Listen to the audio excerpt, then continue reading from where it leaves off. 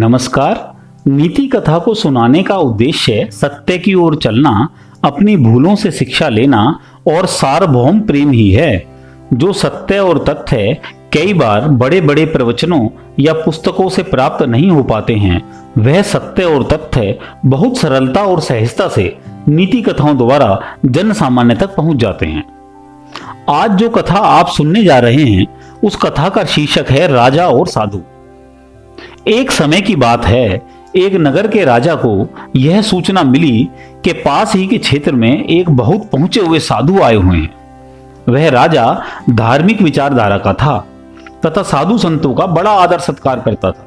इसलिए उसने अपने ज्ञान की वृद्धि के लिए अपने संदेश वाहक के हाथों साधु को सूचना पहुंचाई तथा राजमहल में आने का निमंत्रण दिया।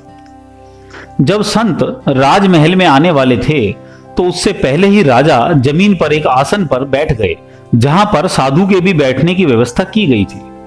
साधु के आने पर राजा ने साधु का स्वागत किया तथा बैठने का आग्रह किया। साधु ने बैठते ही अपने पैर आगे की ओर फैला दिए, जो आदर सत्कार की दृष्टि से अनुचित माना जाता है। यह देखकर राजा को भी अच्छा नहीं लगा। उन्होंने उस साधु से पूछा, पैर पसारे कब से? तब साधु ने उत्तर दिया, हाथ सिकोड़े जब से। राजा साधु के द्वारा दी गई शिक्षा को समझ चुके थे कि पैर पसारने का अर्थ है निश्चिंत हो जाना और हाथ सिकोड़ने का अर्थ है किसी से भी कुछ भी न मांगना, किसी से भी कुछ भी आशा न रखना। इसलिए इस संसार में वही व्यक्ति निश्चिंत हो सकता है जिसे किसी से कोई भी आशा नहीं है। फिर राजा ने साधु से प्रश्न किया कि महाराज, सभी को एक ही दृष्टि से कैसे देखा जा सकता है? इसका कोई उपाय बताएं। तब साधु ने अपनी झोली से कुत्ते का एक छोटा पिल्ला निकाला तथा राजा के सामने रख दिया। राजा आश्चर्यचकित हो गए।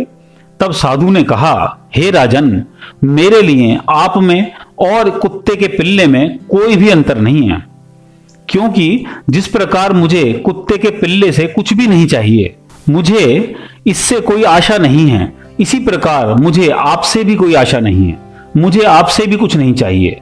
यही समत्व भाव है। राजा अब यह समझ चुके थे कि इस संसार में समत्व भाव से सभी को तभी देखा जा सकता है जब उनसे किसी भी प्रकार की कोई आशा मन में ना रहे।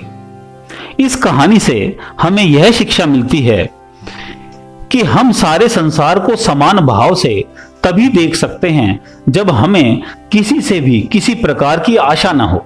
हम आत्मनिर्भर बने।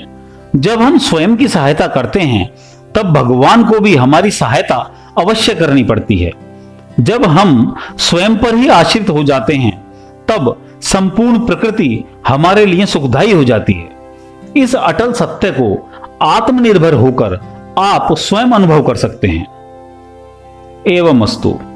आपको यह कथा अच्छी लगी है तो वीडियो को लाइक, कमेंट और शेयर करें। आप हमारे चैनल पर पहली बार आए हैं तो सब्सक्राइब और बेल का बटन अवश्य दबाएं। धन्यवाद।